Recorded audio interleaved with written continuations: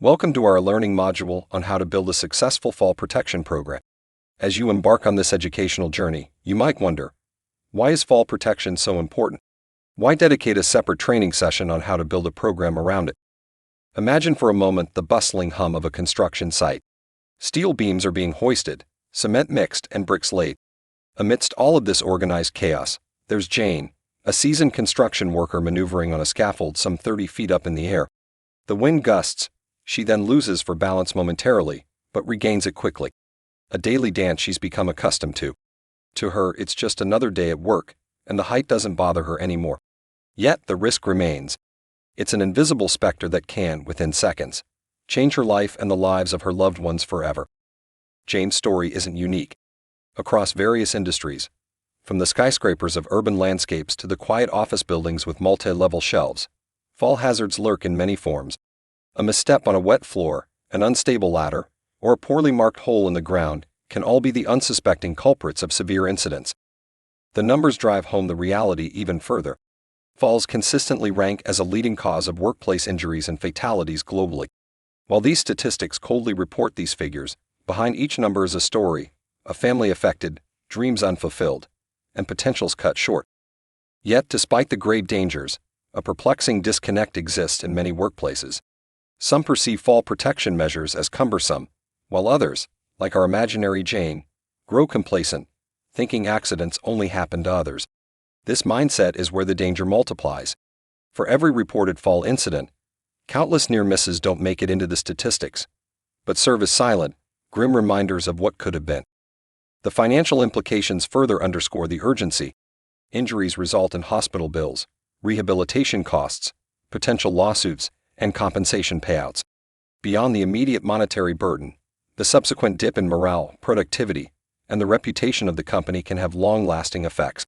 No organization, regardless of its size or financial strength, is immune to the repercussions of inadequate fall protection measures. This training isn't just an exercise to check off a box, it's a call to action. It's about ensuring that every worker, regardless of their role, returns home safely at the end of the day. It's about understanding that while our work is valuable, our lives and well-being are priceless.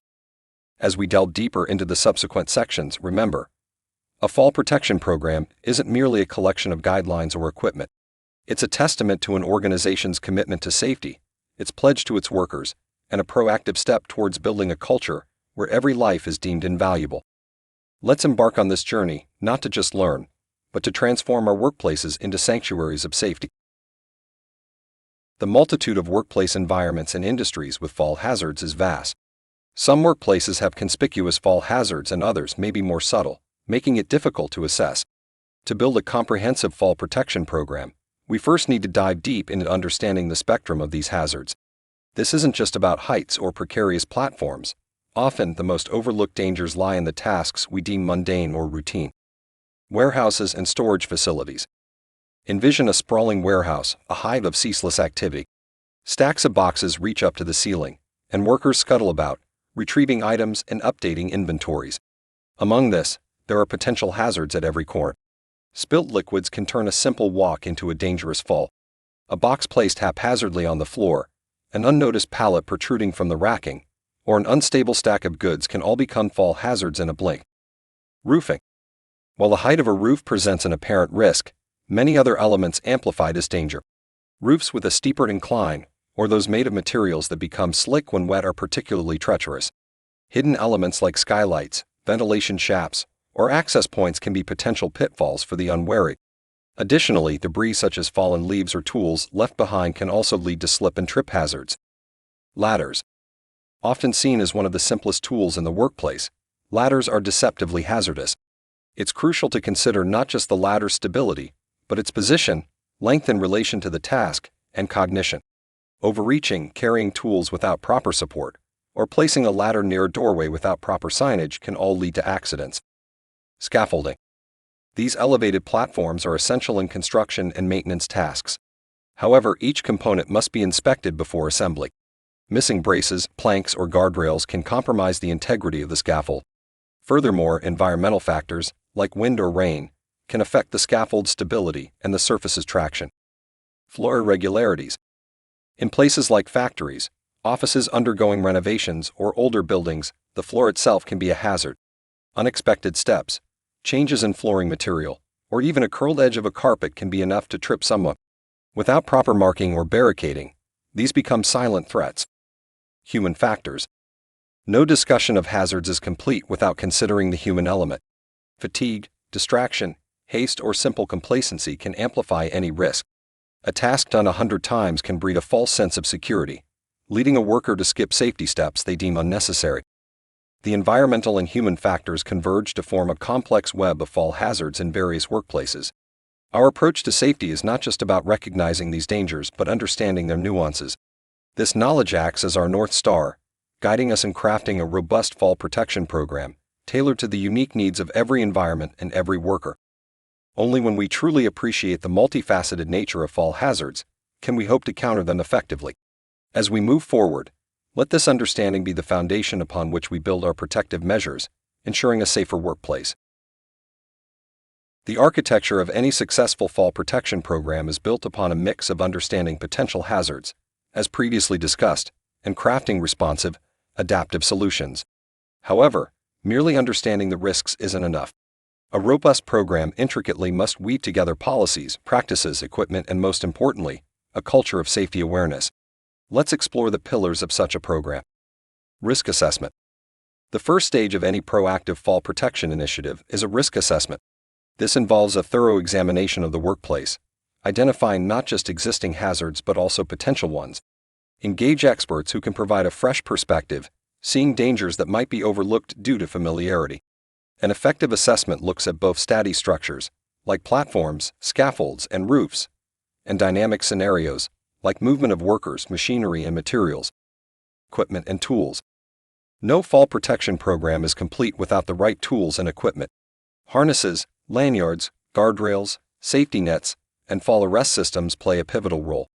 However, it's not enough to just have them. They must meet industry standards, undergo regular inspection, and be replaced when worn out. Additionally, it's essential to ensure that workers are trained to use them correctly. A harness, for instance, is only as good as the worker's ability to wear and adjust it properly. Training and education. Knowledge is the most potent weapon in our arsenal against fall hazards. Every employee, whether they work at heights or on the ground, should undergo regular safety training. This not only includes instructions on using safety equipment, but also promotes an understanding of why these measures are crucial. Training should be ongoing, adapting to new risks, equipment, or techniques. Furthermore, safety drills and simulations can offer hands-on experience, preparing workers for real-world scenarios. Cultural shift. Rules and equipment, however stringent or advanced, are rendered ineffective if not embraced by the workforce. Cultivating a culture where safety is prioritized and valued is essential. This requires a top-down approach, where leadership not only mandates safety measures, but actively promotes and participates in them. Workers should be encouraged to voice concerns, report near misses, and participate in safety committees or discussions. When safety becomes ingrained in the workplace ethos, compliance becomes second nature. Monitoring and feedback. Like any robust system, a fall protection program should have feedback mechanisms. Regular audits, safety checklists, and incident reports provide invaluable data. This data, when analyzed, offers insights into potential weak points in the system, areas of non-compliance, or emerging risks.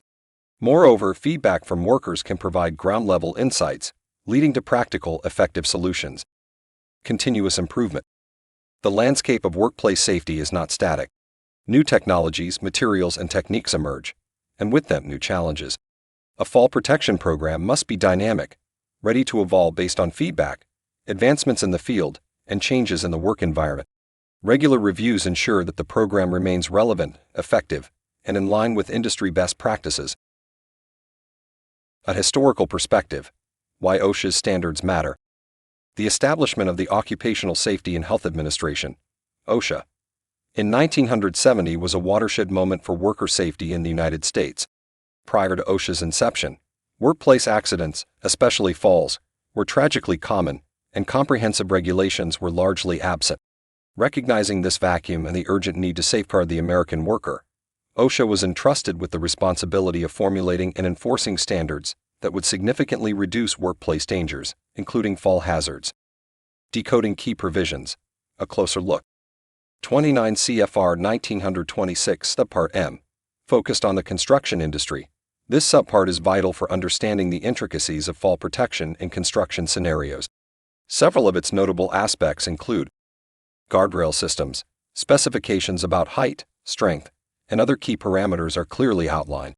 The provision ensures that guardrails are not just present but also effective in preventing falls. Safety net systems. For scenarios where guardrails or other protective measures might be impractical. This section details how and where safety nets should be installed. Personal fall arrest systems. From harnesses to lifelines, the standard provides a detailed roadmap on their selection, usage, and maintenance. 29 CFR 1910. Catering to the vast expanse of general industries, this standard is all-encompassing.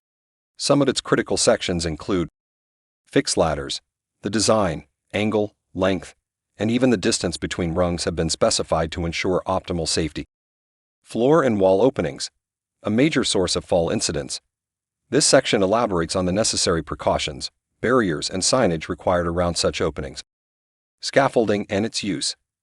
Given the varied use of scaffolds across industries, this section delves into their construction, strength, and usage guidelines. The tangible benefits of adherence. While the primary advantage of adhering to OSHA's standards is, of course, the safety of the workers, there are several ancillary benefits. Reduced downtime. Accidents invariably lead to operational halts, investigations, and sometimes even shutdowns. Compliance ensures smoother, uninterrupted operations. Financial savings. Beyond the direct costs of potential fines, accidents can lead to expensive litigations, compensation, and higher insurance premiums.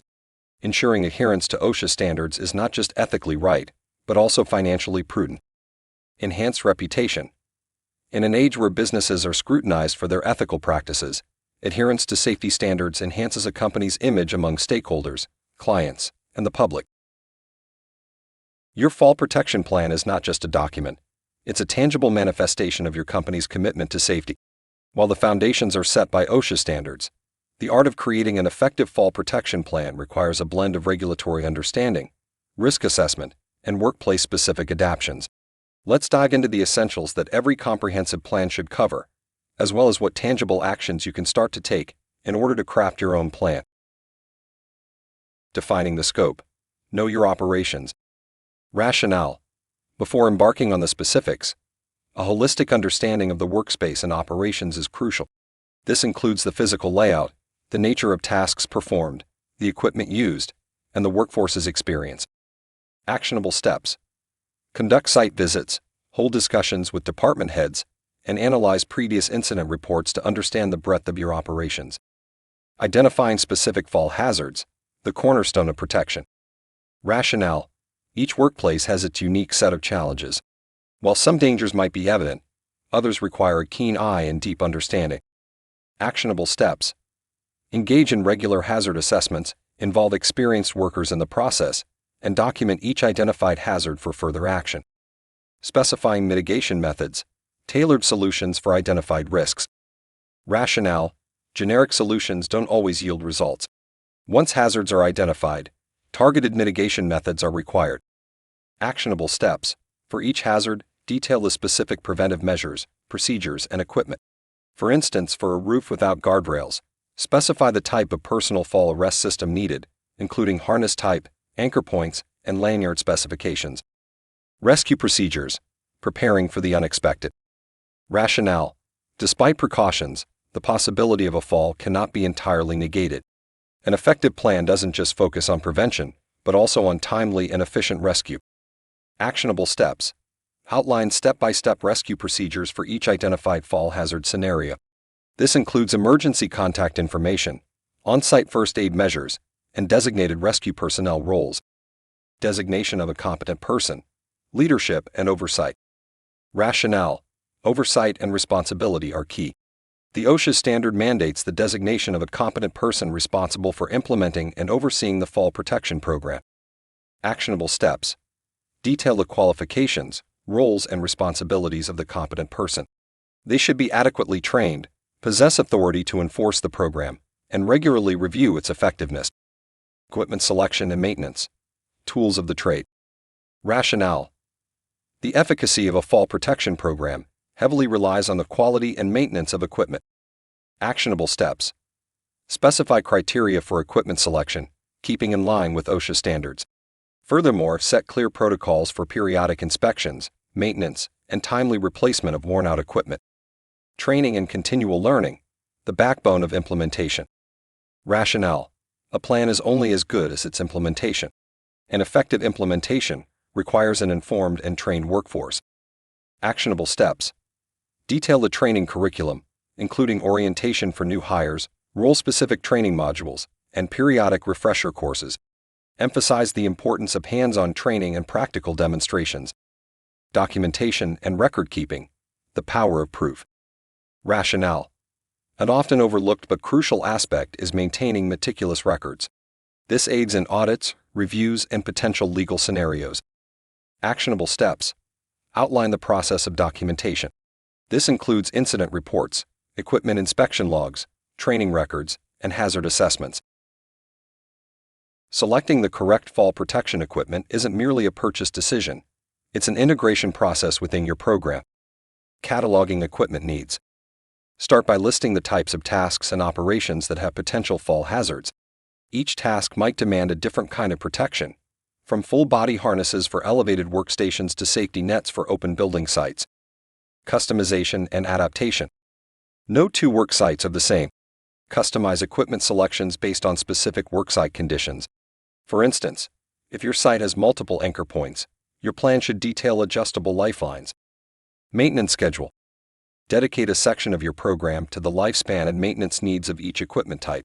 Include manufacturer guidelines, but also consider environmental factors like increased wear due to exposure to harsh weather. Equipment training protocols. While training is a broader topic, within the equipment section of your plan, detail training specific to each equipment's usage, adjustment, and storage. Incorporating effective training into your fall protection program ensures that all protective measures, equipment, and protocols you've outlined are understood and implemented. Module structure. Define a clear structure for your training sessions. Break them down into introductory sessions, task-specific training, equipment handling, and emergency response drills. Scenario-based learning. Instead of generic training, design scenarios that mimic real-life situations at the worksite. For instance, if your site frequently deals with scaffolding, create modules that specifically address its associated risks and protection measures. Assessment metrics. It's crucial to measure the effectiveness of your training. In your plan, lay out the metrics or tests you'll use. This can range from written tests to hands-on equipment handling evaluations. Feedback mechanism. Ensure that there's a section detailing how feedback from trainees will be collected and integrated into future training iterations. This ensures your training remains dynamic and responsive to the needs of your employees. Even the most meticulously crafted fall protection program can falter if not subjected to regular monitoring and evaluation. The dynamic nature of work environments necessitates continuous observation and refinement. Periodic risk reassessments. With changes in job roles, equipment, or site conditions, new fall hazards might emerge. Dedicate resources to perform regular hazard assessments. Highlight these in your plan and detail the frequency, be it monthly, quarterly, or annually. Audit mechanism. Implement a formal audit process. This should encompass a thorough review of your program's effectiveness, from equipment checks to training efficacy. Define the roles responsible for this, whether it's the competent person, an internal safety team, or third-party auditors. Feedback loops. Encourage a culture where feedback, especially concerning fall hazards or near misses, is actively reported by employees. Detail in your plan the mechanisms for reporting, be it through digital platforms, suggestion boxes, or team meetings. Refinement protocol. After each evaluation, there will be insights and lessons. Specify a protocol on how these insights will be integrated into the program, ensuring its continuous evolution and alignment with ground realities. Even with the best measures in place, one must be prepared for the unforeseen. How you respond post-incident can greatly influence the outcome and recovery. Immediate response checklist. Define a step-by-step checklist to follow in the immediate aftermath of a fall. This should guide the first responders on the site, detailing things like securing the area, providing first aid, and notifying relevant authorities. Incident reporting system. Ensure there's a structured way to document every fall-related incident, no matter how minor. These reports should capture the incident's details, potential causes, injured personnel, and immediate actions taken. Incident analysis. After addressing the immediate concerns, conduct a thorough analysis. What went wrong? Was it an equipment failure, a training gap, or an unforeseen site condition? This analysis is crucial to prevent similar future incidents. Program amendments. Based on your incident analysis, there will be learnings. Incorporate these into your fall protection program. If a particular type of harness showed signs of premature wear, maybe it's time to reassess your equipment choices or maintenance schedules. Constructing a comprehensive and effective fall protection program isn't a one-time endeavor, but a journey of commitment to workplace safety. From understanding the initial significance and intricacies of fall hazards to continually refining the program based on feedback and incidents, each step is pivotal in protecting the well-being of every worker on site. The foundation of an outstanding fall protection program lies in its intricate planning.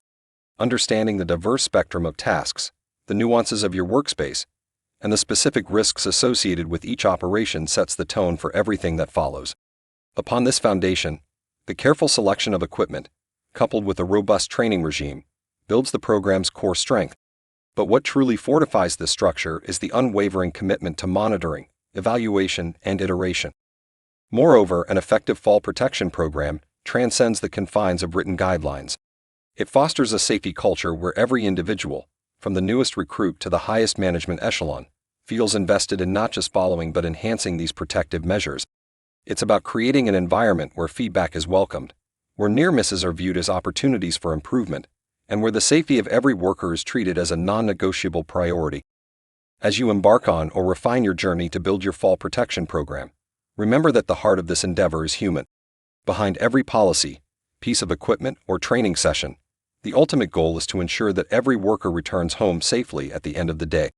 It's about valuing lives over tasks, safety over shortcuts, and long-term well-being over fleeting conveniences. In conclusion, crafting your fall protection program is indeed a formidable task, but with careful implementing of this course's learnings, implementing continuous feedback, and having unwavering dedication, it's an endeavor that promises immeasurable returns. Stay committed, stay informed, and above all, stay safe.